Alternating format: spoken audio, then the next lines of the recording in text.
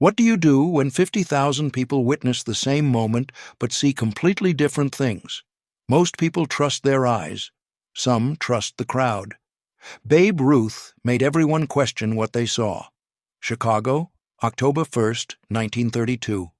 Wrigley Field, World Series Game 3. Cubs versus Yankees. The score is tied 4-4. Fifth inning, 2 strikes on Ruth. The crowd is screaming, hostile, hateful, calling him washed up, fat, old. Ruth steps out of the batter's box and does something nobody expects. He raises his arm, points. Some say he pointed at the pitcher. Some say he pointed at the Cubs' dugout. Some say he pointed at center field, 440 feet away. And then he swings. The ball travels exactly where people think he pointed. Or does it? For 90 years, baseball has argued about what really happened, the called shot, the most famous at-bat in history. The most controversial moment in sports. But here's what nobody talks about, what Ruth said as he rounded the bases, what the Cubs catcher heard, what the umpire saw. The truth is more complex than the legend, but let's rewind a little. Chicago, Illinois, Wrigley Field, October 1st, 1932. Saturday afternoon, 1 p.m., 4 hours before the most controversial moment in baseball history. The World Series is in its 3rd game. New York Yankees versus Chicago Cubs. The Yankees lead the series 2-0. Dominant performances.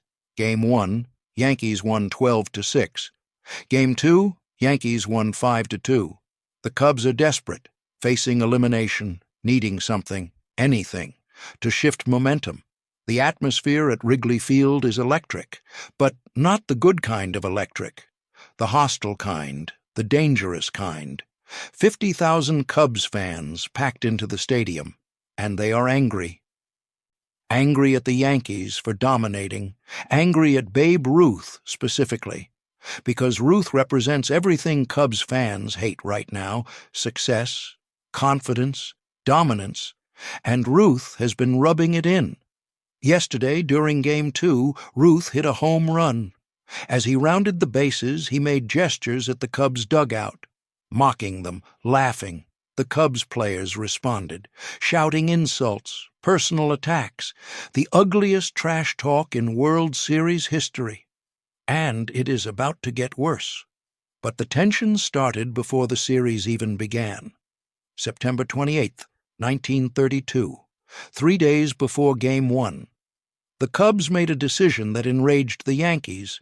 Mark Koenig, former Yankees shortstop, was traded to the Cubs midseason, helped them win the National League pennant, hit .353 in 33 games.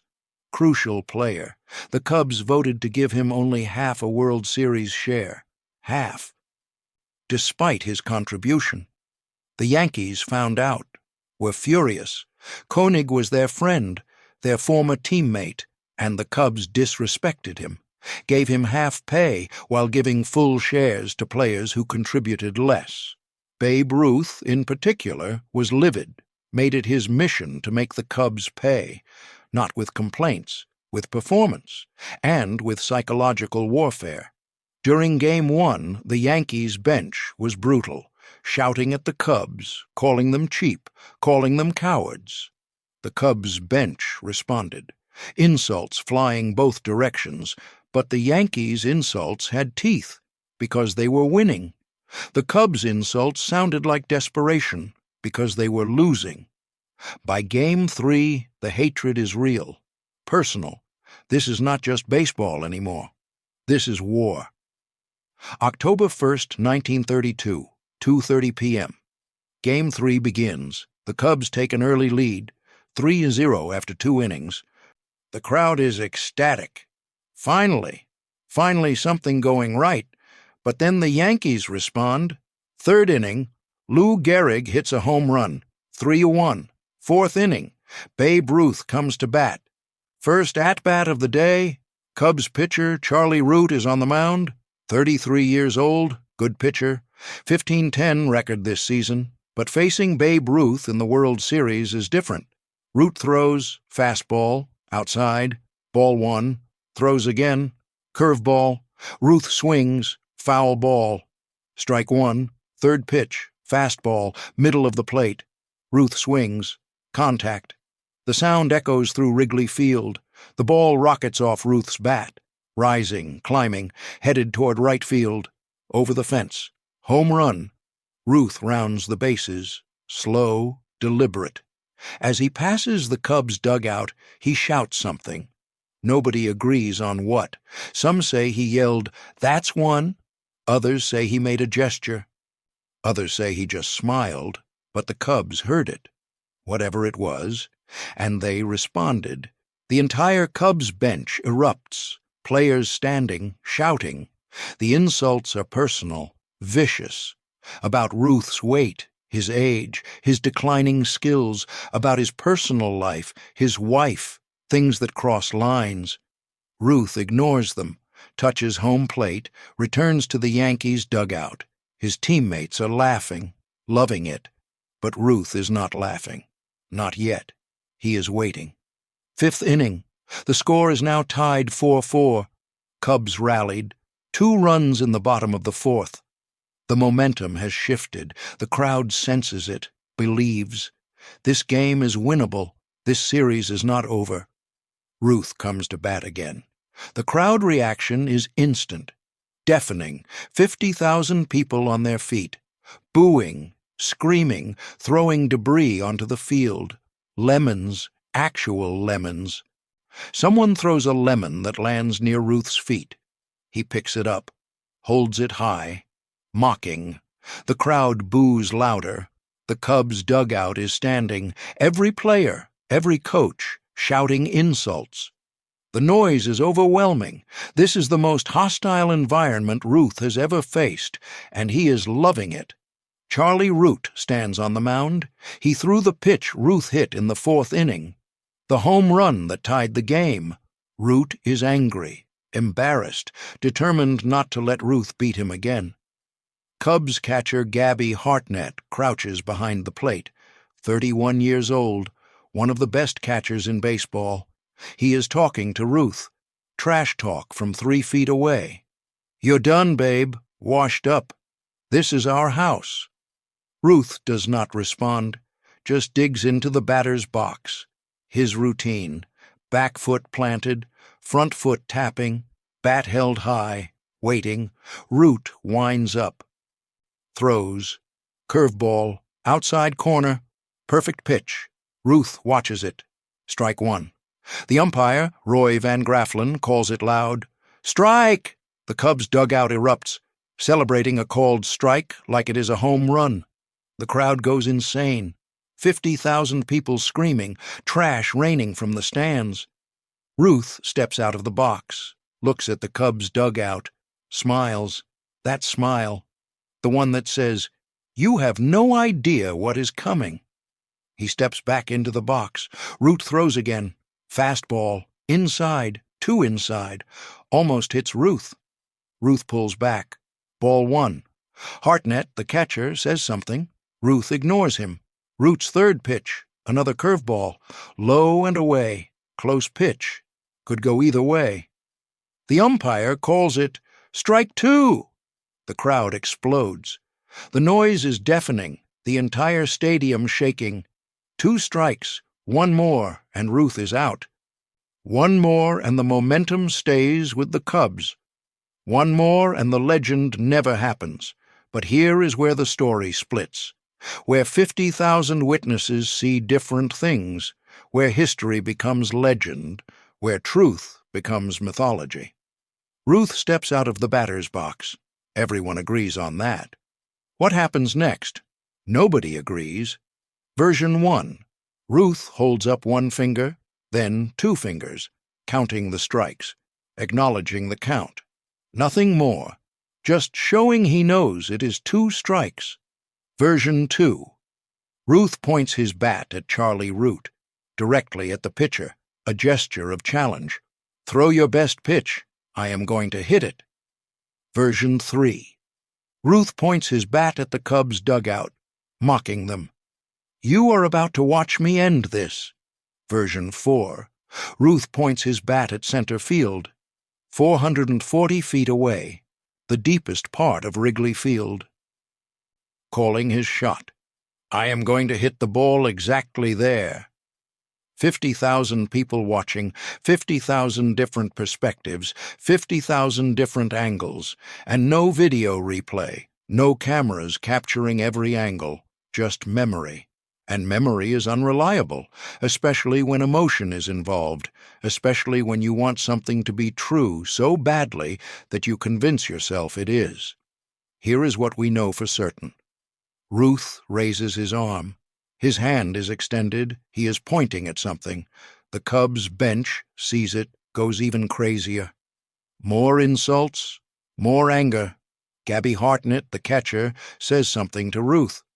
We know this because multiple witnesses confirm it. What did Hartnett say? You'll miss. 3 words, confident, mocking. Ruth looks down at him, and according to Hartnett's own testimony years later, Ruth smiles and says, "Want a bet?" Then Ruth steps back into the box, digs in, bat held high. Waiting. The crowd is at maximum volume, 50,000 people screaming, hating, wanting Ruth to fail, wanting humiliation, wanting revenge for the first home run, for the mocking, for the disrespect. Charlie Root winds up. He knows this is the moment. This is the pitch that will define his legacy. Strike Ruth out, and he is a hero. Give up another home run, and he is a footnote. He throws. Fastball, middle in, good location, good velocity.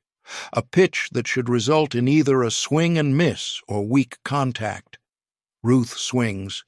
The moment the bat makes contact, everyone knows. The sound is different, louder, sharper, more violent. The ball explodes off Ruth's bat, rising, climbing, headed exactly where Ruth pointed, or where people think he pointed. Toward center field, the deepest part of the park. The center fielder does not even move, just watches, knowing it is gone, knowing it is over. The ball keeps climbing, 400 feet, 420 feet, 440 feet, lands in the center field bleachers. One of the longest home runs ever hit at Wrigley Field. The crowd goes silent. 50,000 people, completely silent, shocked, devastated, unable to process what just happened. Ruth drops his bat, starts his home run trot, slow, methodical.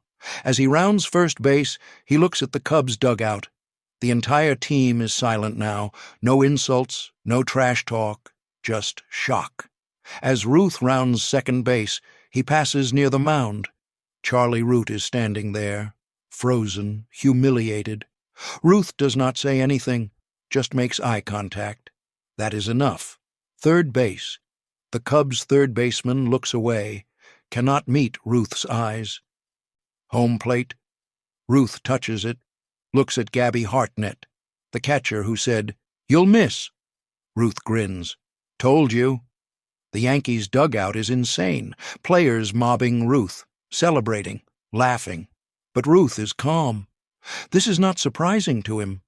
This is exactly what he intended. Before we continue with what people actually saw and what this moment means, do us a favor.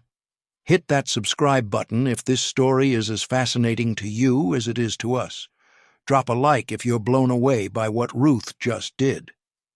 Now, here's what we want to know. Drop a comment telling us where you're watching from and answer this. Have you ever played baseball, or do you prefer watching from the stands? Let us know. We read every comment. The aftermath is immediate. Newspapers scramble. Reporters rush to interview witnesses. What did they see? Did Ruth really call his shot? The answers are all over the place. Reporter Joe Williams, sitting in the press box, writes, Ruth pointed to center field and said he would hit the ball there. Then he did exactly that. Reporter Paul Gallico, sitting 3 rows behind Williams, writes, Ruth held up 2 fingers to indicate the count. He did not point at anything specific. Reporter Westbrook Pegler, sitting in a different section, writes, Ruth made a gesture toward the Cubs' dugout, mocking them. He did not call his shot. 3 professional journalists, all watching the same at-bat, all writing completely different stories. The players are asked. Yankees players say, "Yes, he called it. We all saw it. He pointed at center field." Cubs players say, "No, he did not call it.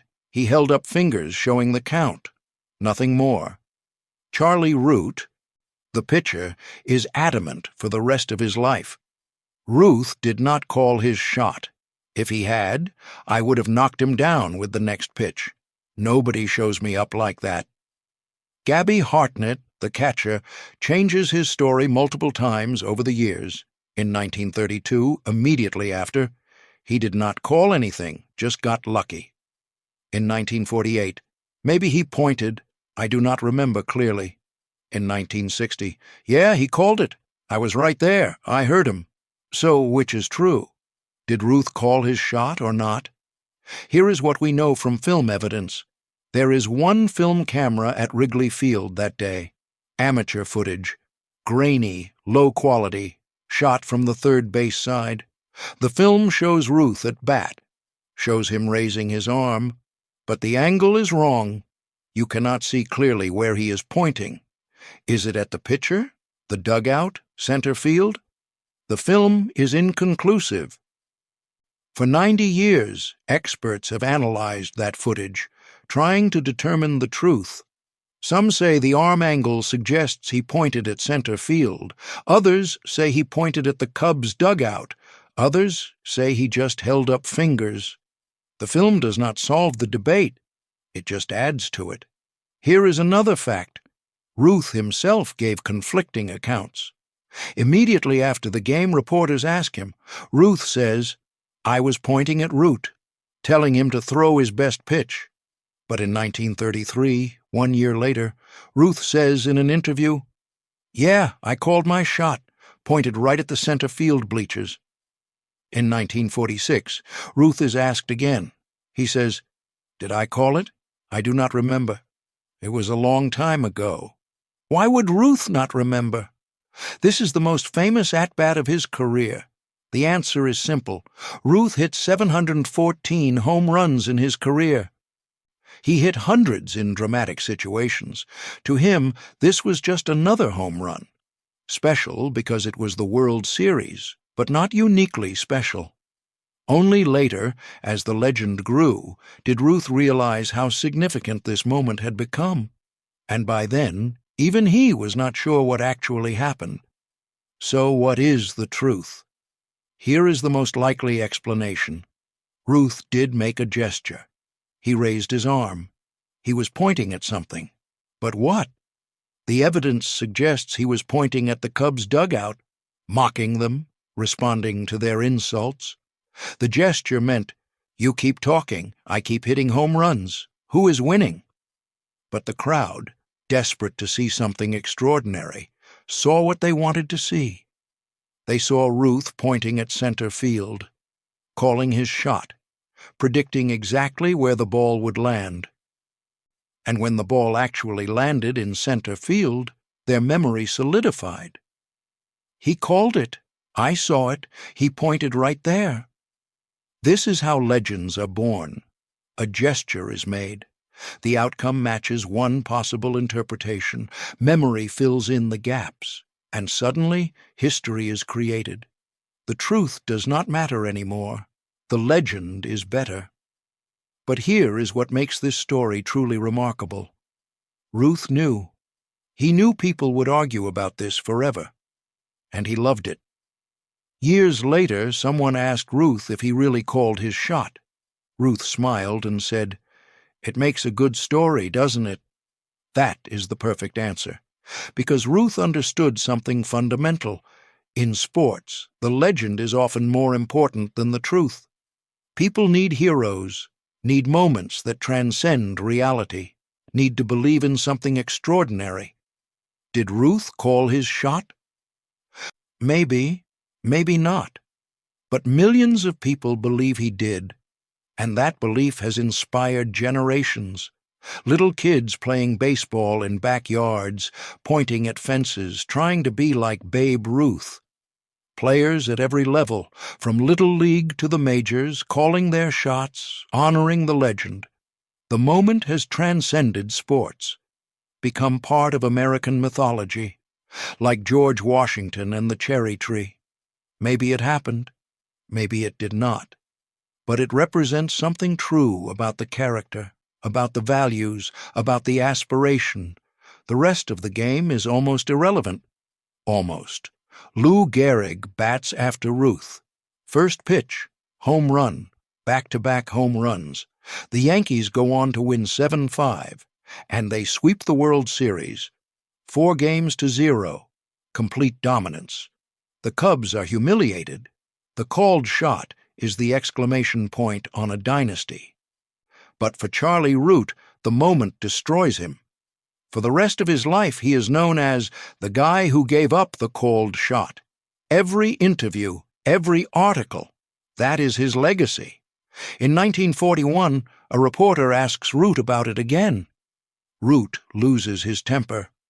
"I am sick of talking about it. Ruth did not call anything. It is a lie, a myth, and I am tired of being remembered for something that never happened." But that is the price of being part of legend. Truth does not matter. Root pitched 16 seasons, won 201 games, one of the most successful Cubs pitchers in history. But none of that matters. He is forever the answer to a trivia question: who gave up Babe Ruth's called shot? For Gabby Hartnett, the catcher, the story is different. He embraces it, tells different versions over the years, enjoys being part of the legend. When he is inducted into the Hall of Fame in 1955, he is asked about the moment. Hartnett smiles. "Ruth called it. I was right there, 3 feet away. And when that ball left his bat, I knew we were watching history." It is a good answer. Probably not true, but good. Babe Ruth plays 3 more years after 1932. Retires in 1935, 714 career home runs. The record stands until 1974, when Hank Aaron breaks it. But even Aaron's achievement does not diminish Ruth's legend, because Ruth's greatness was never just about numbers. It was about moments, about theater, about making baseball larger than life. The called shot is the perfect encapsulation of Ruth's career. Did he actually predict where the ball would land? Probably not. Did he make a gesture that could be interpreted that way? Yes. Did he intentionally create ambiguity that would fuel debate for decades? Absolutely. That is genius, not just athletic genius, showman genius. Babe Ruth understood something that most athletes do not. People do not just want to see great plays. They want stories. They want drama. They want moments they can argue about with their friends, with strangers, with their grandchildren. The called shot gives them that. For 90 years, baseball fans have argued. At bars, at games, online, in books. Thousands of articles written, dozens of documentaries made, all trying to answer one question. Did he call it? And the debate will never end. Because there is no definitive answer. Just 50,000 witnesses who saw 50,000 different things. October 1st, 1932, 3:15 p.m. The game ends. Yankees win. Ruth walks off the field. Reporters swarm him. Microphones. Notebooks. Questions shouted from every direction. "Babe, did you call your shot?" Ruth grins. "What do you think?" "We are asking you." "And I am asking you. What do you think?" The reporter laughs, realizes Ruth is not going to give a straight answer. "It looked like you pointed at center field." "Maybe I did, maybe I did not. But the ball ended up there, did it not?" That is as close to confirmation as anyone gets that day. Ruth walks to the clubhouse. His teammates are celebrating, champagne everywhere. Lou Gehrig hands Ruth a bottle. "Hell of a home run, Babe." Ruth drinks. Which one? Gehrig laughs. Both, but especially the second one, the one where you pointed. Ruth shrugs. I point at a lot of things. But did you point at center field? Ruth looks at him. That look. The one that says, does it matter? Lou, all that matters is we won. 4-0. We are champions. Again. The rest is just stories. And that is the truth. The only truth that matters. The Yankees won. Ruth hit 2 home runs. The legend was born. Everything else is interpretation, perspective, memory.